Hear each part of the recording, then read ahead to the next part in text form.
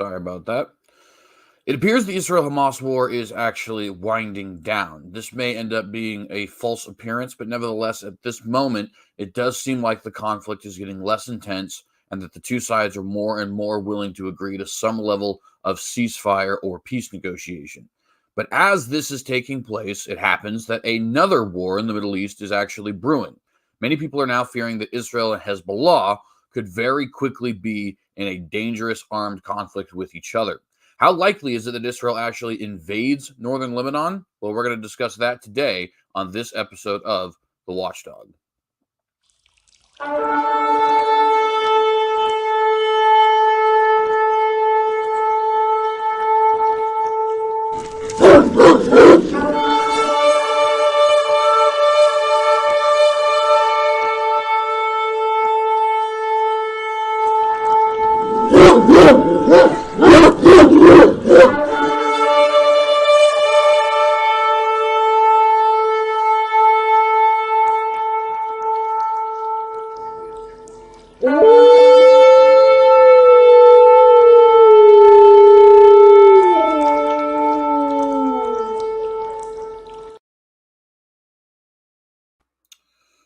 Shalom, friends, and welcome to this episode of The Watchdog. I am your host, CJ Cox, here to tell you that we are indeed living in biblical times. And I want to go ahead and say shalom's all around to everybody who is currently in the live chat or who is watching this after the fact. If you are watching this video, please do remember to like and share this video and consider subscribing to this channel if you have not done so. Hit the bell to get notified every time that we go live. Remember, you can follow us on various social media platforms. I am on Facebook, Gab, Parler, Twitter, Minds, MeWe, and etc. All at the tag The Synagogue if you guys are interested in following me on those different social media platforms. We certainly do appreciate it, and it helps tremendously when you decide to do so. Want to also say, if anybody would like to contribute to the work we do here, there are numerous ways you can do so, either through a one-time donation through the PayPal or through a subscription to our Patreon. Remember, the Patreon has discontinued the blog, mostly because there's nobody there at the moment, but if we do, in fact, get more people subscribing to the Patreon, we will be relaunching that blog. And so that will mean that if you subscribe, you'll get access to our Blogletite bi-weekly column. Want to remind you guys to please consider subscribing to us on Rumble. There are a couple reasons for that. Number one, Rumble is an alternative social media platform, specifically a video sharing platform. So it's essentially a new YouTube. And, of course, we all have had problems with the YouTube overlords deciding what we can and can't say and deciding what we can and can't watch. And if you truly want to fight back against YouTube overlords, you're not going to do it through legal means. The only way you're really going to be able to accomplish any sort of offensive against them is by utilizing their competition, right? And so Rumble being their competition, I think, is it's very important for us to actually use that program and to actually consider maybe making it our main program, right? Obviously, with a lot of the guys you watch on YouTube, you're not going to be able to find them on Rumble, but nevertheless, I think it's a very important thing, and I certainly recommend you guys follow us on Rumble for that reason. But also, recommend you guys follow us on Rumble because a lot of our videos have already been taken down. It's not a huge number, but it's at least 6 or 7 of our videos that have been taken down and another 5 or 6 that have been shadow banned or restricted. YouTube does not like conservative political content. And so if we end up saying something that is offensive to the YouTube overlords, they obviously have a legal right to take down our video, and they have done so. Well, what happens if you want to see that video, but it's been taken down here? Well, you have to go to the Patreon. You have to go, or not, excuse me, to the Patreon, to the Rumble, because we're going to post the content over there as well. And that'll now be the only place where you're actually able to get the content, right?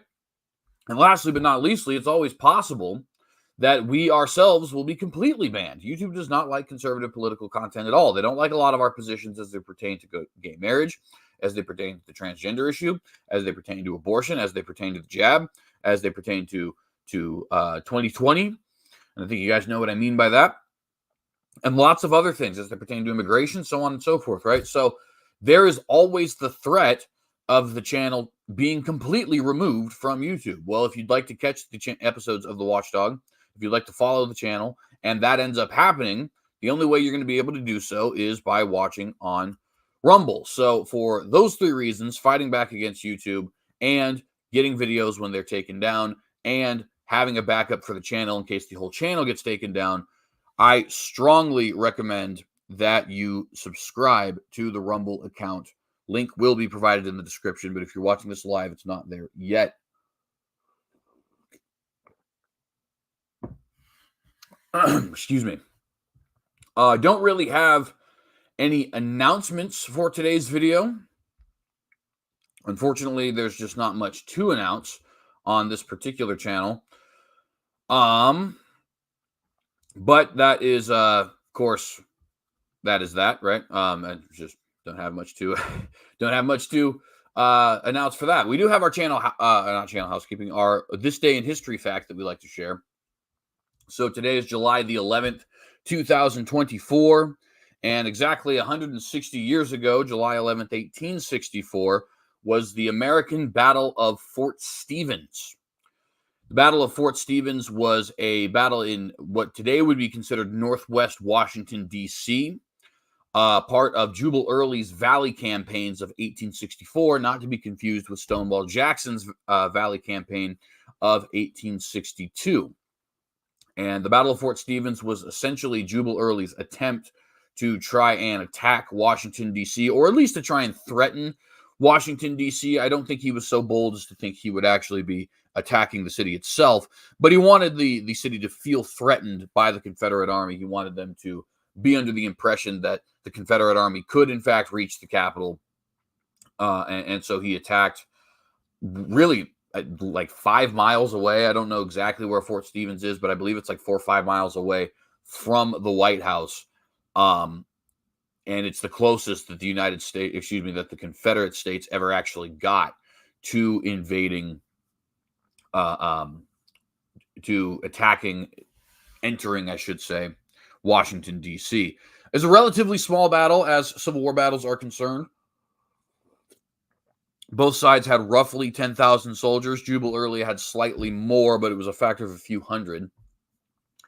And the losses turned out to be relatively light as well, with roughly 400 or 500 on the Confederate side and something like 400 on the Union side. It did end up ending in a Union victory. The attack was repulsed, but it did also end up being a little bit of a feather in the cap of General Jubal Early, who would go on to be the leading voice behind what we today refer to as the Lost Cause movement, which, of course, is a movement, some true, some not so much, about whether or not the Confederate, is trying to retroactively say the Confederate motivation had nothing to do with slavery, which is, there's truth to it, but of course, there's also a lot of falsehood to that. The Civil War was certainly about slavery.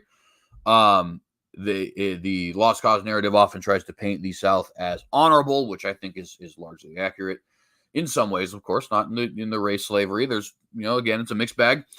And it often tries to portray the Confederate Army as the more talented army, but nevertheless, a army that was just outgunned and outmanned and what would you say, resourced, I guess, if that's a word. And that part, of course, is largely true, at least as it pertains to the Eastern Theater. In the Western Theater, the Confederate Army was consistently beaten by the Union Army. The Army of Northern Virginia might be one of the toughest armies in the history of the United States of America. So that in that theater, it turned out to be true, and that's where Jubal Early was fighting.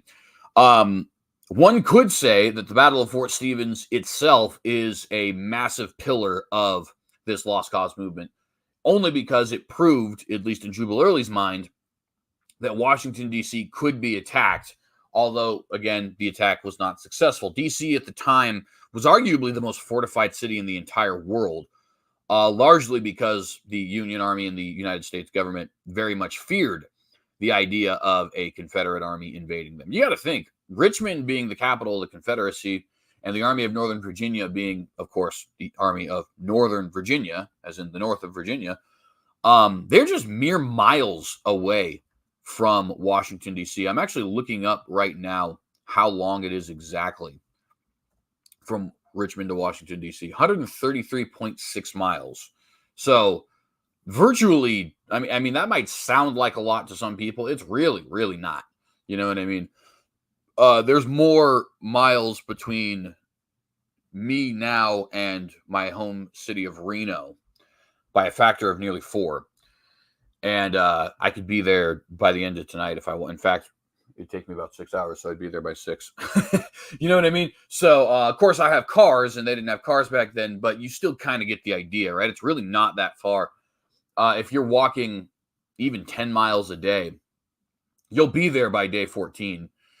11 miles a day, you'd be there by day 11.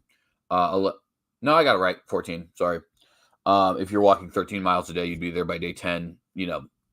15 miles a day, even less time. Really not a lot of space separating the two. But anyways, the point is, this day in history, the Battle of Fort Stevens began. It ended up being a 2-day battle ending on the 12th of July.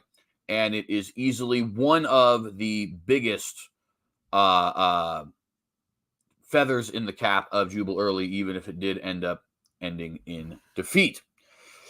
All right, friends, we have a very interesting show for you today, methinks. We have been keeping up with the Israel-Hamas war over on this channel, at least as much as we can, considering the fact that I haven't been posting a huge amount of videos. And to a limited extent, it seems like that war might be nearing its end. I want to heavily emphasize the word might here, because there are many in Israel, including, it seems, Prime Minister Benjamin Netanyahu, who are not interested in seeing this war end until Hamas is completely destroyed, as they said after the October 7th, attacks. And so it is very possible that this war will not actually be nearing its end, but there are some signs that it indeed might be. Now, for context, for those who may not know, or for future posterity, this war began on October the 7th, 2023, when Hamas launched a massive terrorist attack into Israel proper, which is what we call the nation of Israel that is internationally recognized. In other words, not Gaza, not Judea and Samaria. I'm not sure if the Golan Heights would count, because the Golan Heights have been annexed by Israel. Nevertheless, they launched an attack into Israel proper, killing something like 1,000 to 1,200 civilians. Obviously killing a good deal of security forces and soldiers as well, who tried to force them out. They kidnapped a whole bunch of hostages. I can't remember the exact number, but I believe it was 200 and something. They committed mass sexual assault. They murdered women and children. They attacked what is effectively, it was a rave in the middle of the Israeli desert. And they had the entire Jewish world up in arms over this particular attack in such a way you don't usually see, because the vast majority of Jews outside of Israel, at least in the United States, are actually quite anti-Zionist.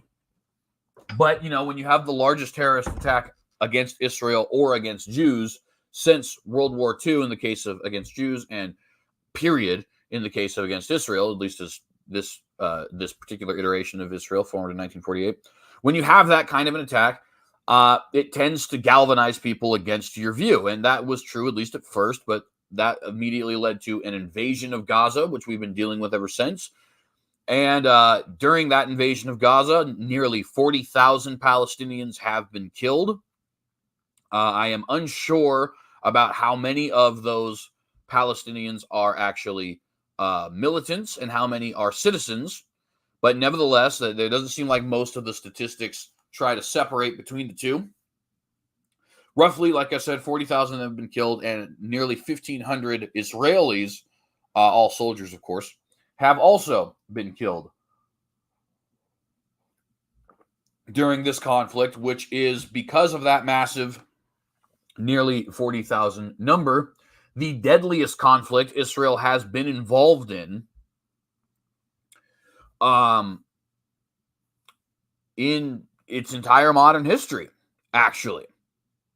And that does not include, by the way, potential deaths we may later end up uncovering due to famine and starvation within Gaza, which has effectively been blockaded since the attack took place on October the 7th.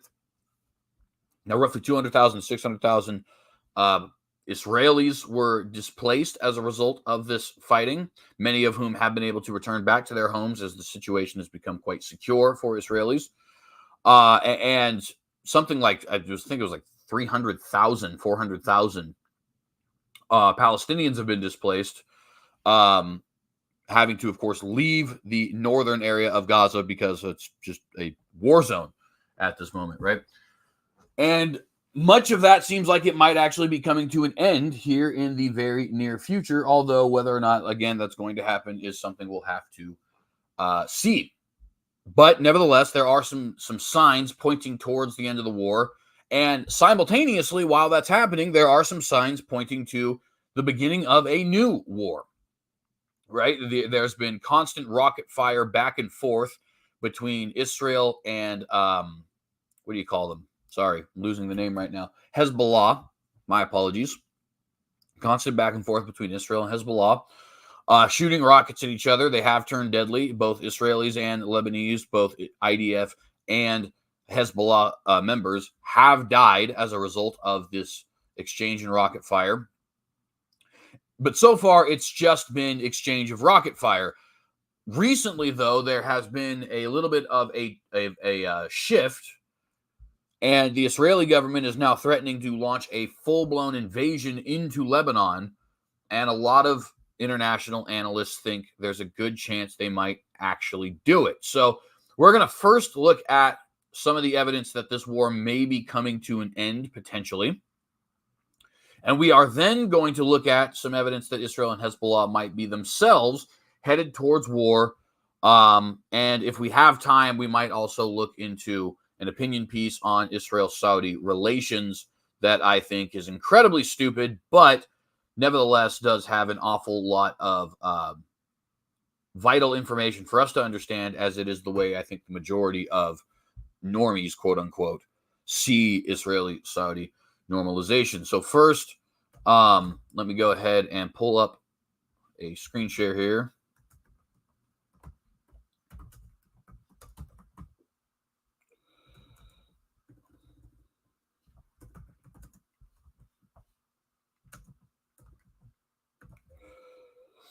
All right, let's pull this up and let's get to our article.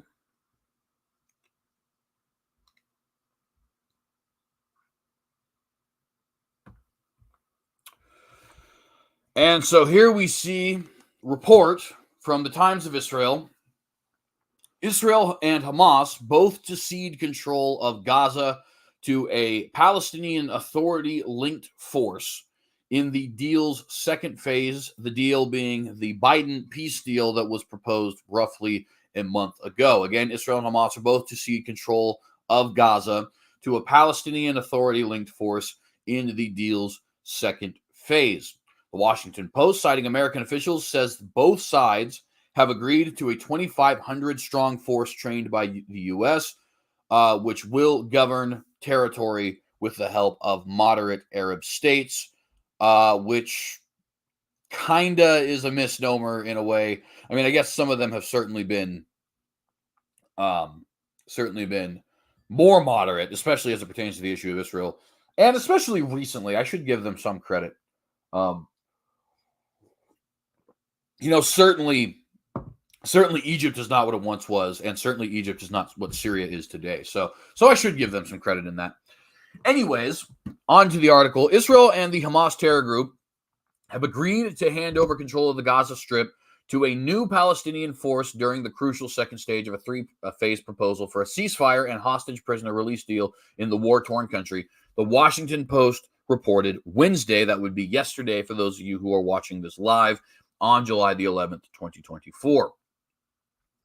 Citing unnamed U.S. officials, the report by commentator David Ignatius said that a U.S.-trained force of 2,500 supporters of the West Bank-based Palestinian Authority would be charged with security in Gaza.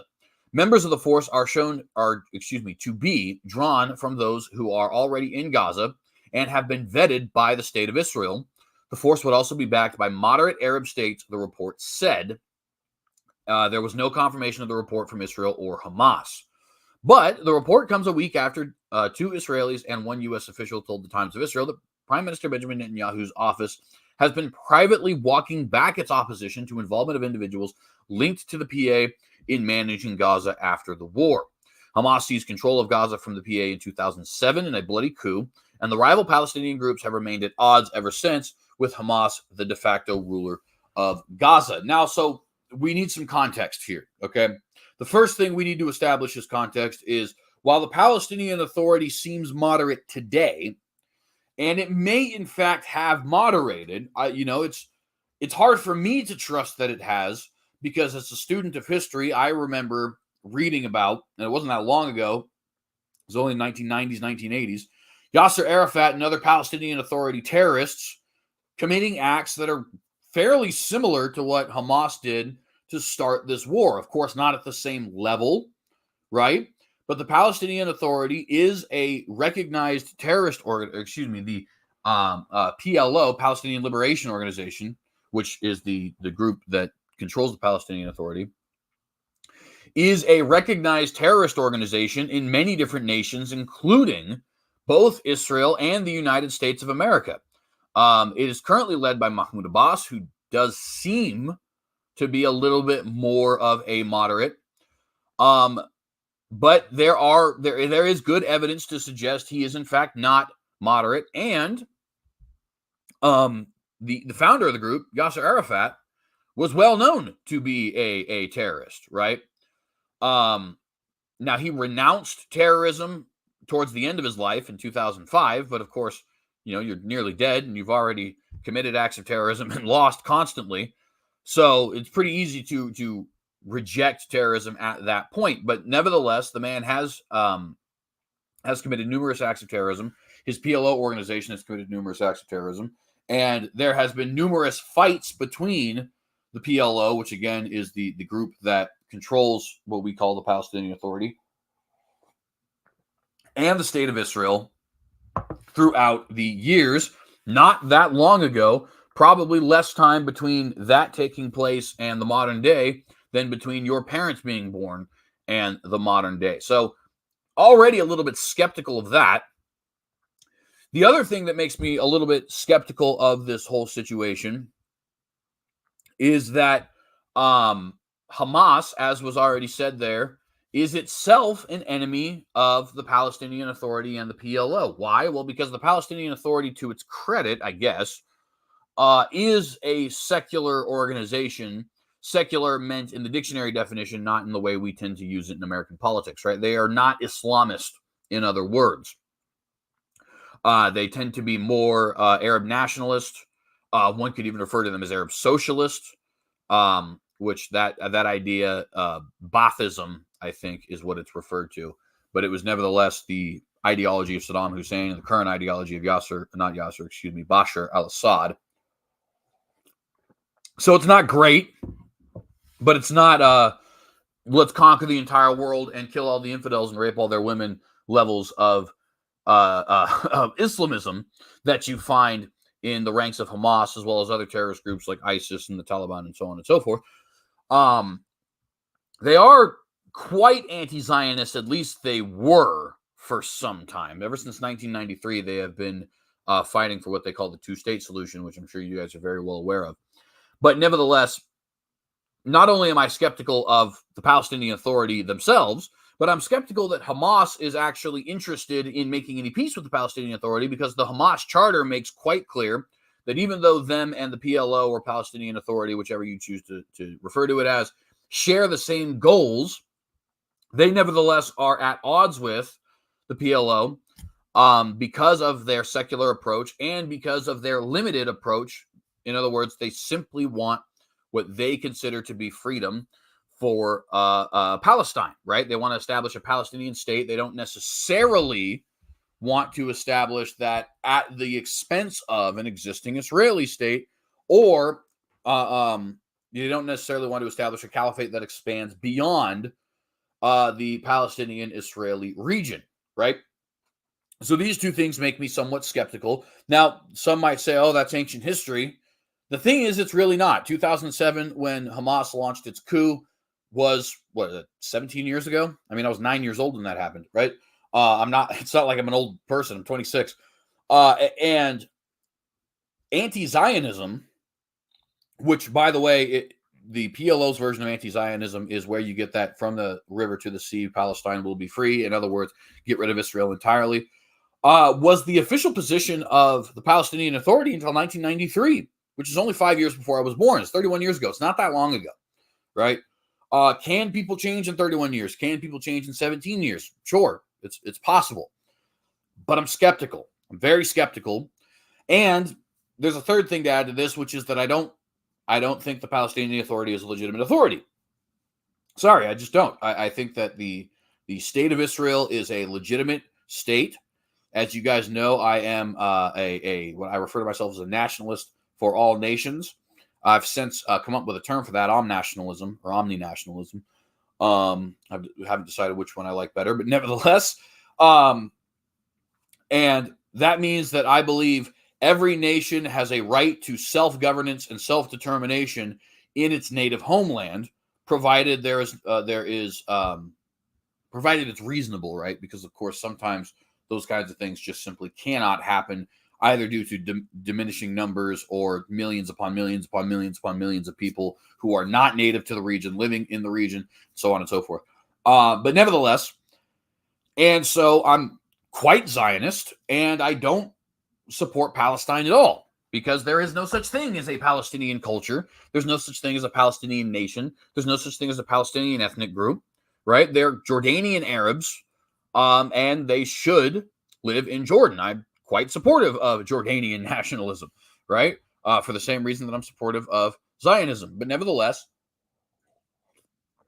on top of my skepticisms, that's just something that I don't like about it, being honest.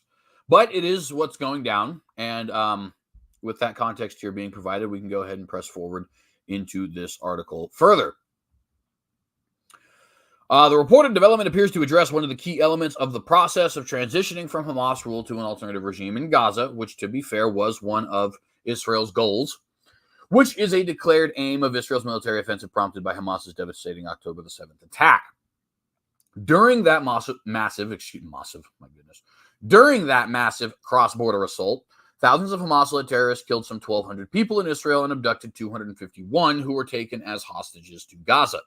Israel has vowed to destroy Hamas, topple its regime, and free the hostages. And not for nothing, but I still support that line of policy. I think Hamas is a blight on the human race, and it should be completely wiped from the face of this earth. Whether or not that means Israel's quite clear they don't want to annex Gaza. I personally think that's a mistake, but they don't want to. That's fine. And the Palestinian Authority, I guess, is the only way you're going to have some Palestinian organization running Gaza. So, fair enough. But Hamas certainly should be wiped out. I think there's no doubt about that. U.S. officials told the Post that both Israel and Hamas have shown willingness to accept an interim governance plan that would start in the second phase of the deal. One official told the Post that Hamas has said it is prepared to relinquish authority to the interim governance arrangement. Sorry for the hellacious reading there. Hope you guys are understanding it clearly. Months of negotiations via mediators have thus far failed to produce a deal for the release of the hostages held by Hamas and an end to the fighting. The current round of talks, which saw Israeli, American, Qatari, and Egyptian representatives convening in Doha on Wednesday, again, that's yesterday for those who are watching this live, is based on an Israeli proposal outlined by U.S. President Joe Biden in a May 31st speech. The talks stalled in June, but in a recent reworking of the agreement's language, opened the door for renewed negotiations. Talks progressed after Hamas recently dropped its demand that the framework include an upfront commitment from Israel to end the war during the first phase. though the terror group is reportedly demanding a similar commitment from mediators. The Washington Post reported that the shift in Hamas's stance came because it had embraced a UN Security Council resolution backing the current proposal that stated that, quote, if the negotiations take longer than 6 weeks for phase one, the ceasefire will still continue as long as negotiations continue, end quote. American, Qatari, and Egyptian mediators would strive to keep the talks going, quote, until all the agreements are reached and phase two is able to begin, end quote, the resolution says. During the first 6-week phase of the truce, Hamas would release 33 hostages, including all female prisoners, all men over the age of 50, and all wounded prisoners, the Post said, reiterating previously reported details. Israel would release hundreds of Palestinian security prisoners, and the Israeli Defense Force would withdraw from heavily populated areas in Gaza and move toward the eastern border with Israel. During that period, humanitarian aid supplies into Gaza would be ramped up, and work could start to repair hospitals and clear rubble. In the second phase, Hamas would release the male soldiers and it is holding hostage, and the two sides would negotiate an agreement on a permanent end to the fighting and a full Israeli withdrawal from Gaza. The third phase would consist of a multi-year reconstruction plan for Gaza, which has been devastated by the war, and during which the bodies of the remaining dead hostages would be returned to Israel. The Post report said progress in advancing the proposal was also made possible by support from mediators Qatar and Egypt. Qatar has threatened Hamas leaders that they could not remain in Doha if they did not accept the plan, and Egypt accepted a U.S. proposal to prevent new smuggling tunnels under its border with Gaza used to supply Hamas with weapons. Which, by the way, when Qatar is starting to go against you, Qatar is not exactly a moderate state. You know what I mean? It's not, Iran by any stretch. But it's not like it's Great Britain either. You know what I mean? So when Hamas is now having Qatar, who's historically backed it, in fact, the leaders of Hamas live in Qatar. At least a lot of them do. When even they are starting to say, hey, you're not allowed to stay here anymore if this goes on, dude. We're done with your nonsense. I think that maybe that paints a picture of just how vile Hamas is considered to be in the eyes of many around the world, which is, of course, a very good thing because they're a completely detestable organization. And as I've said, while I certainly have sympathy for the Palestinian people and anybody who is in a war-torn region, unfortunately, I think that it is better for peace long-term that Hamas be wiped off the face of the planet. And so I don't agree with these deals. It's not my nation, so, whatever. Who cares what I think, right? But I am of the opinion that Israel should be destroying Hamas completely. And then at that point, if they want to set up the Palestinian Authority as the governing body over Gaza, then they can go ahead and do that then. Defense Minister Yoav Gallant told White House Middle East envoy Brett McGurk, I don't know, that's a weird last name, during a meeting Tuesday that Israel could withdraw troops from the Philadelphia corridor if a solution is found to arms smuggling, according to Gallant's office. The corridor separates Gaza from Egypt, and Israel considers control of it vital to prevent arms smuggling into the Strip. Quote, a solution is required that will stop smuggling attempts and will cut off potential supply for Hamas and will enable the withdrawal of IDF troops from the Philadelphia corridor, as part of the framework for the release of hostages, Gallant told McGurk. Let me see what time it is here. All right, we're still good. Israel seized the Philadelphia corridor and the Gaza side of the Rafah crossing in early May, soon after the army launched its offensive in southern Gaza's Rafah. Troops have since discovered at least 25 cross-border smuggling tunnels between Egypt and Gaza. The Post noted that reaching a deal between Israel and Hamas is expected to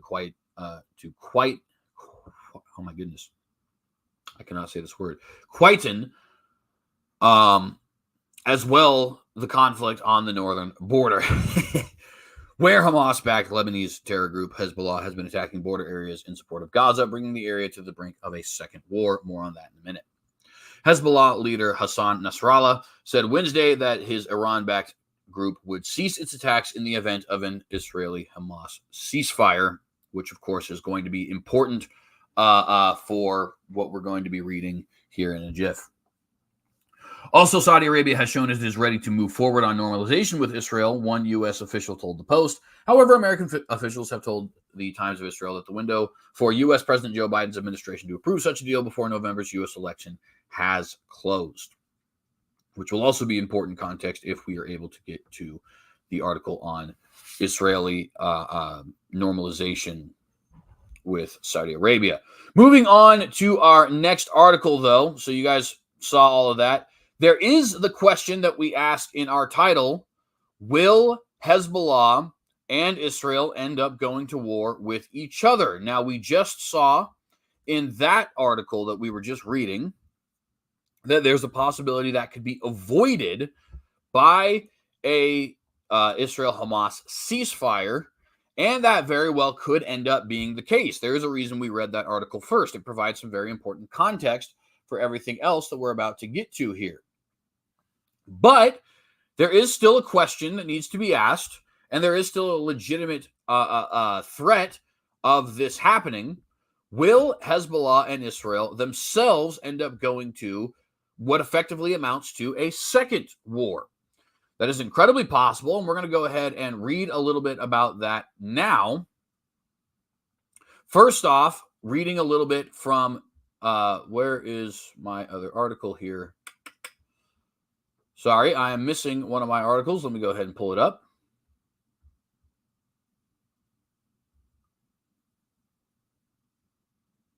There it is.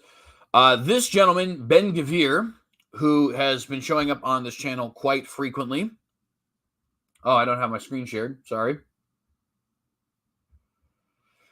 He has suggested that Israel should invade Lebanon to destroy Hezbollah. And this happened in May 20th, 2024. So it was, a little over a month ago. But he is a very important member of the government. Of course, he did end up stepping down from his role after the Biden peace plan was proposed on May the 31st. So there is some context to be added there.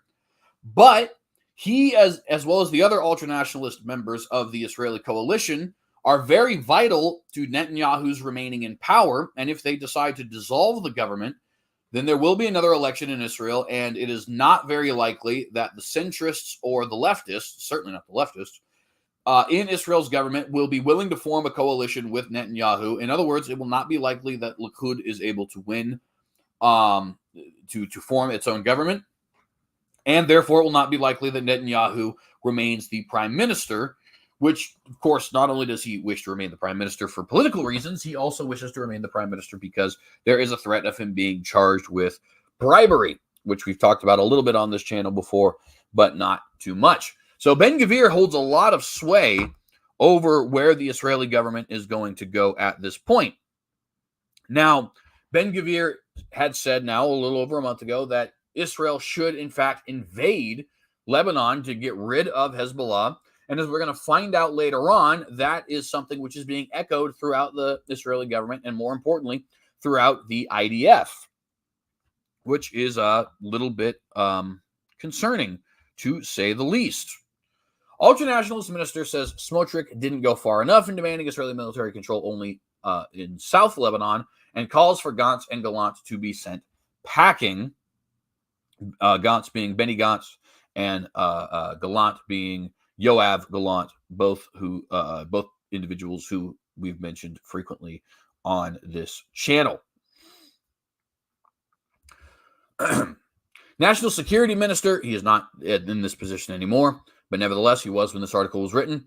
Itamar Ben-Gvir suggested Monday that Israel should invade Lebanon in order to destroy Hezbollah in its entirety, saying that a similar demand from Finance Minister Bezalel Smotrich the previous day to launch a military operation in southern Lebanon did not go far enough. Smotrich is also a very important member of the current coalition in Israel. He is also considered to be associated with the ultranationalist wing of Israeli politics. And he, like Ben-Gvir, could destroy this current coalition. Dissolve is really the best word, but destroy because it would never be reformed, and thus lead to Netanyahu losing his prime ministerial power.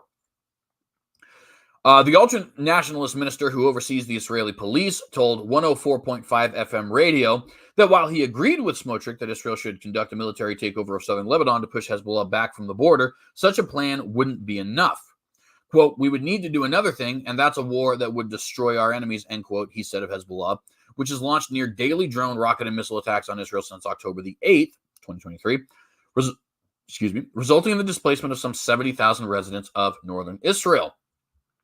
Quote, even if they're pushed back from the border, even if there's a security zone, even if they move a bit, you can't just leave people behind whose entire purpose and essence is to destroy the state of Israel, end quote, Ben-Gvir said, and not for nothing, but he does kind of have a little bit of a point there. Quote, what they don't do in 6 months, they will do in a year, and what they don't do in a year, they will do in 2, he added. We must not leave this to our children, not in the south and not in the north, end quote. Throughout the months of attacks on Israel's northern communities, which the Iran-backed Hezbollah said it was carrying out in support of Gaza amid the war against Hamas, Israel has threatened to go to war to force the terror group away from the border.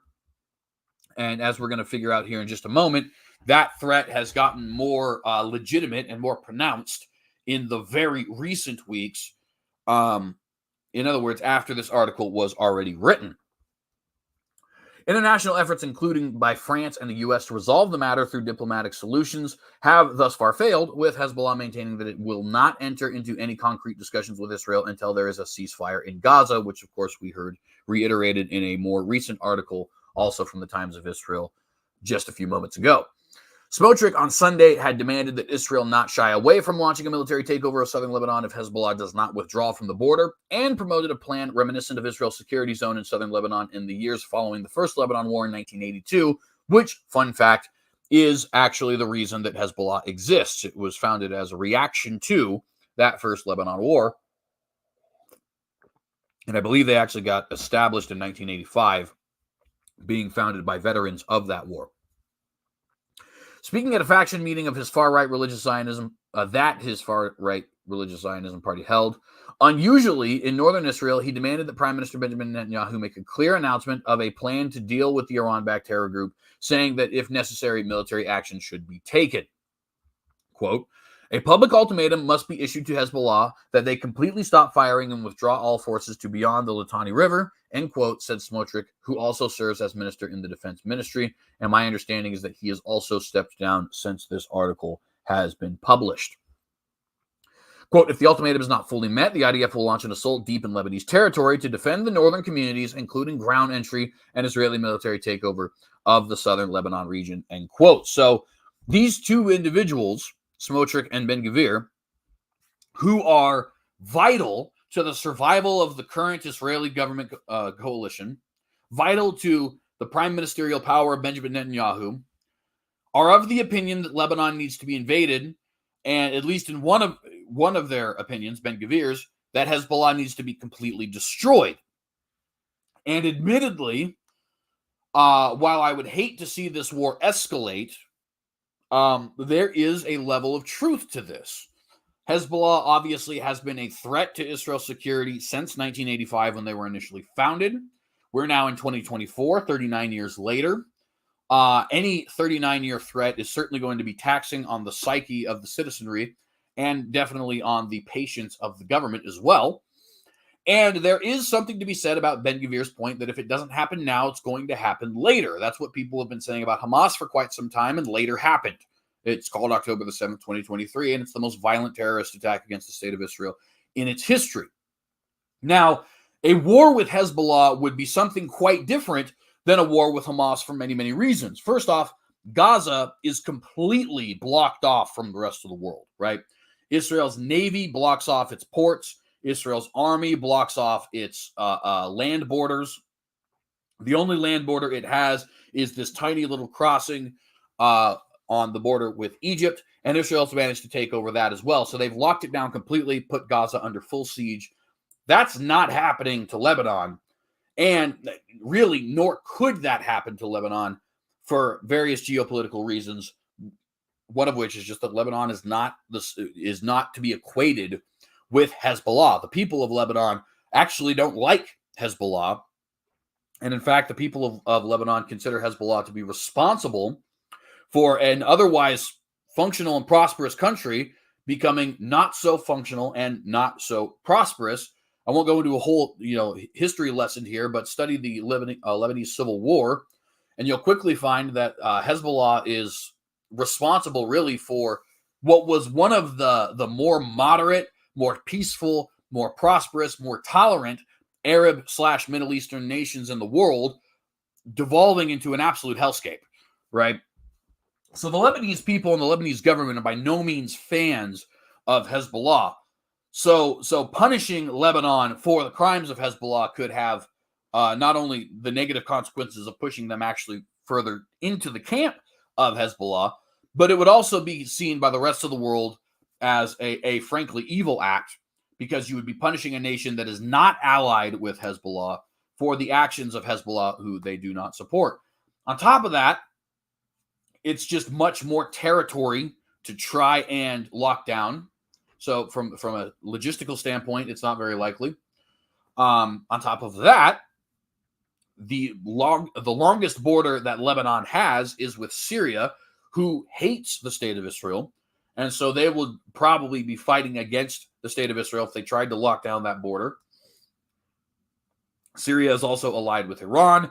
Iraq, I don't know if they're allied with Iran, but they are certainly friendly to them. And so you have basically a straight line connected from Lebanon into Iran that could also cause a lot of problems there as well. So you're not locking down Lebanon the same way you lock down Gaza, right? That's the first thing that makes this war significantly different. The second thing that makes this war significantly different, is that Hezbollah is just much, much, much more powerful than Hamas is. Hamas started this war with roughly 35,000 militants. Hezbollah is believed to have anywhere from 80 to 100,000 militants, which is a small army, right? Not the 35,000 isn't, but Hezbollah is, that's at the least over double, and at the most nearly triple the number of militants we have in Gaza, right? On top of that, Hamas does not have very well trained militants. They are poor. They are not supported by very many people outside of Iran. They don't have a lot of conflict experience. And on the flip side, Hezbollah is quite wealthy. Hezbollah has numerous individuals in the Lebanese government. They are allied with Syria. They are allied at least lightly with certain factions of the Iraqi government. There are certain factions of the Turkish government which support Hezbollah. They have fought in numerous wars, whether that be the war that initially got everything started in the Lebanese invasion, the Lebanese Civil War, the Syrian Civil War. There was Hezbollah fighters in Iraq and Syria during the fights with ISIS, which I guess the Syrian Civil War would be that fight with ISIS.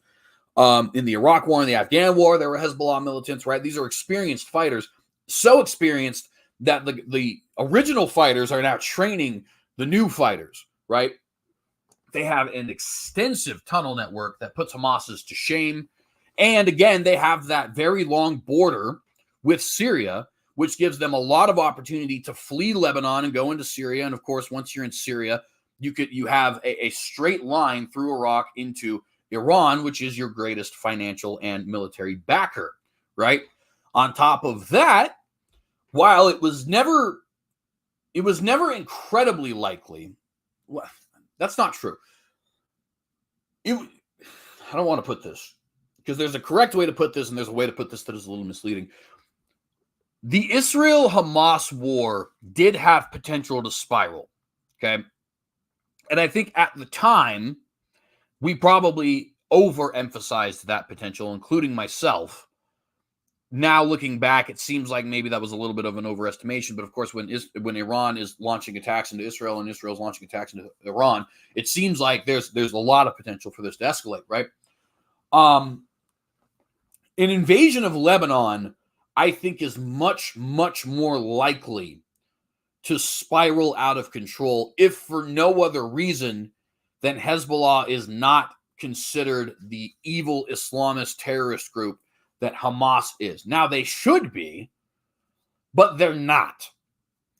And so I think it'd be much more likely for nations like Syria, Turkey, Iran to potentially get involved Qatar possibly, right, to potentially get involved if Iran were to go to war with Hezbollah than they were when Israel went to war with Hamas, right? So that also makes this war incredibly different. This would be much, much different conflict than the conflict that we're currently seeing in Gaza.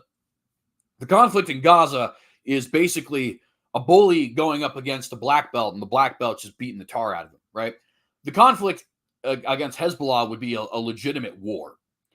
Now, with that being said, Israel would all but assuredly win that war. They are a much more powerful army, and they have a dogged determination to just utterly destroy their enemies. They tend not to care. I mean, United States said we will not support an attack on Iran in retaliation for Iran's attack, and Israel said, "Sorry, I can't hear you over the sound of bombs exploding in Iran." You know what I mean? Like, they don't care. They just do not care. And for the record, I don't think that's a problem. I think that's a very good thing. Benjamin Netanyahu and the Israeli government are for Israel first, as every nation should be, not for Israel first, but for their own nation first, I mean, right? You should be protecting your people. And if the rest of the world hates you for it, well, that sucks. And if you lose allies for it, well, that sucks too. But you should be protecting your citizenry first and foremost. And Israel is certainly about that business. So I quite appreciate that about them.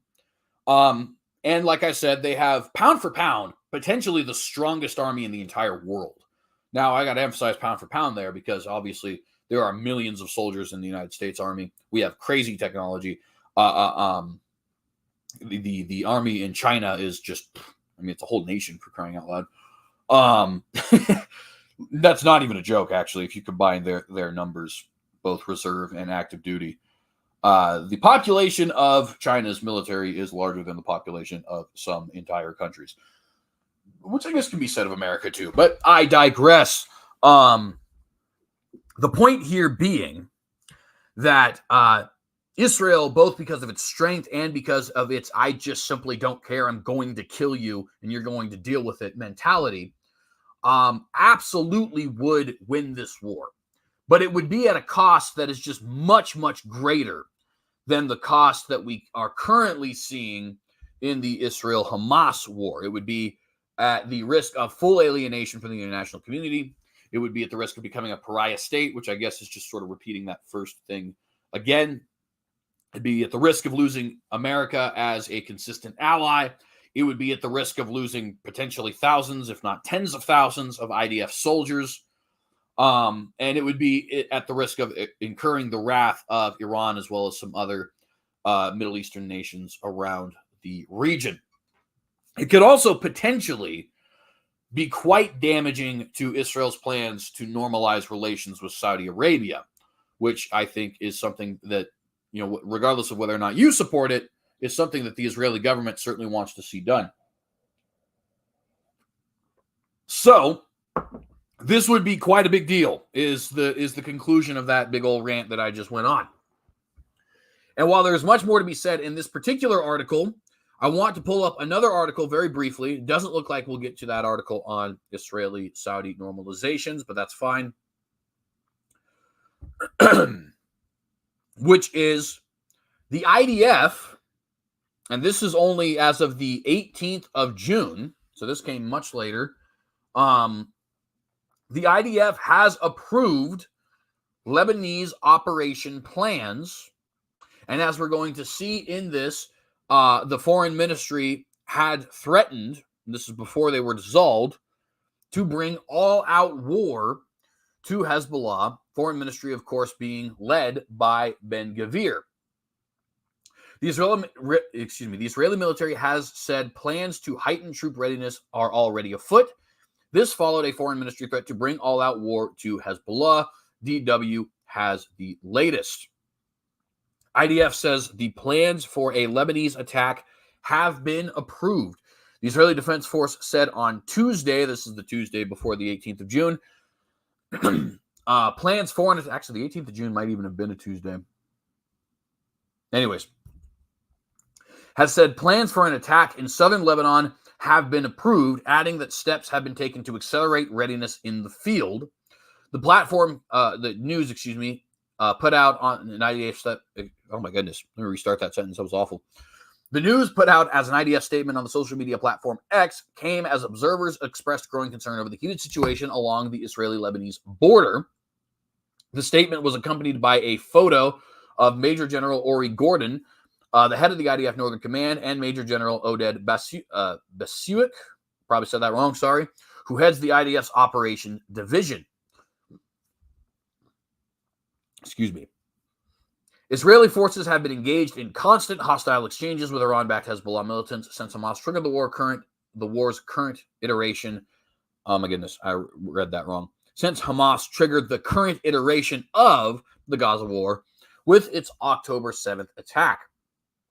Earlier in the day, Israeli Foreign Minister Israel Katz threatened to destroy Hezbollah in an all-out war. And actually, so I got that wrong. I was getting confused there with Ben-Gvir's title. But nevertheless, that's now a third very important member of the Israeli government who is threatening to unleash all-out war. And as you can see here, the Israeli Defense Forces, which is Israel's military, has had their plan for an invasion of Lebanon approved by the Israeli government.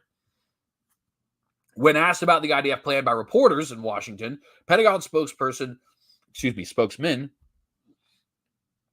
sorry, friends, Major General Patrick Ryder said, quote, "I'm not going to get into hypotheticals and speculate on what might happen other than to say no one wants to see a wider regional war," end quote. And of course, that is also very true. Israel has warned Hezbollah destruction and all-out war. Foreign Minister Israel Katz on Tuesday warned Iran-backed Hezbollah militants that they face destruction amid all-out war at the Israel-Lebanese border. Concerns have grown that the conflict in Gaza could boil over to the Lebanese border, where fire has been regularly exchanged since Gaza-based Hamas attacks on Israel on October the 7th.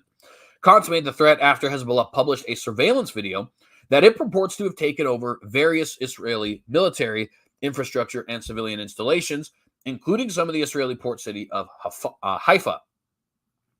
Quote, "We are very close to the moment of decision to change the rules against Hezbollah in Lebanon," end quote, said Katz in a post on the social media platform X. Quote, "In an all-out war, Hezbollah will be destroyed and Lebanon will be severely hit," end quote.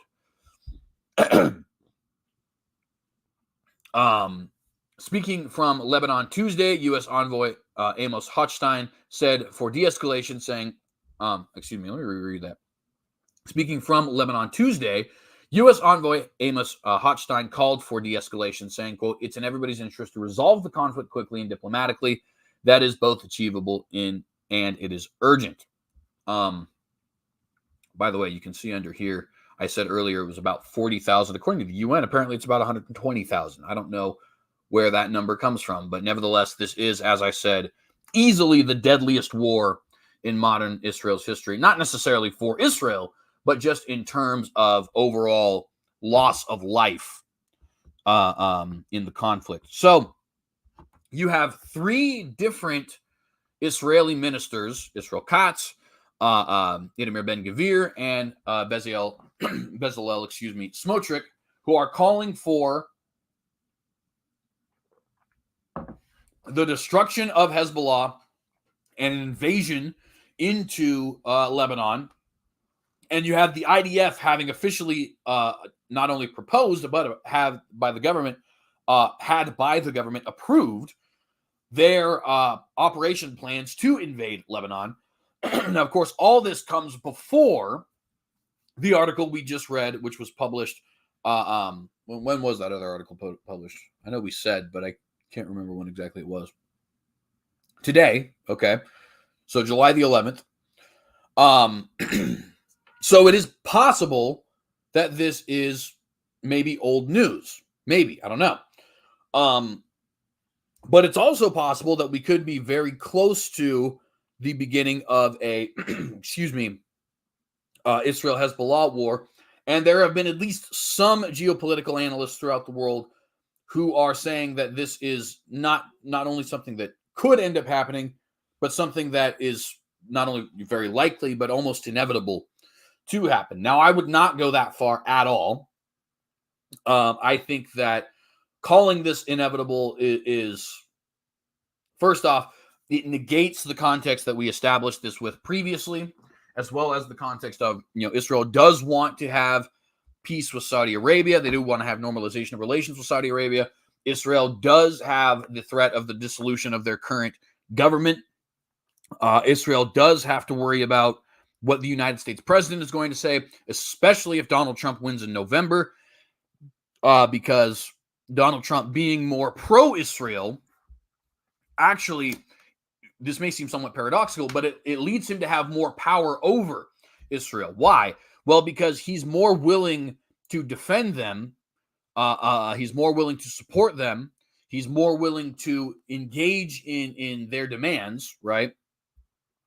And so when he says no, this far, no further, it carries that weight of, dang, we're not going to get a bunch of this stuff that we want, that we know he'll give us, if we actually cross this red line, which he's given, right? Whereas somebody like Joe Biden is already, he himself not anti-Israel, but he is supported by many people who are quite anti-Israel, and that creates a good deal of disrespect on the part of the Israeli government, right? So, is it possible we're going to see this war? Who knows? I don't know. Obviously, nobody knows. But it's definitely the kind of thing that I think could very likely be on the table. Now, I want to share with you guys a screenshot I took a while back, and this is going to be how we end this. When my little brother had asked me what I think about the conflict in Iran, and let me see if I can find it here. Sorry. Not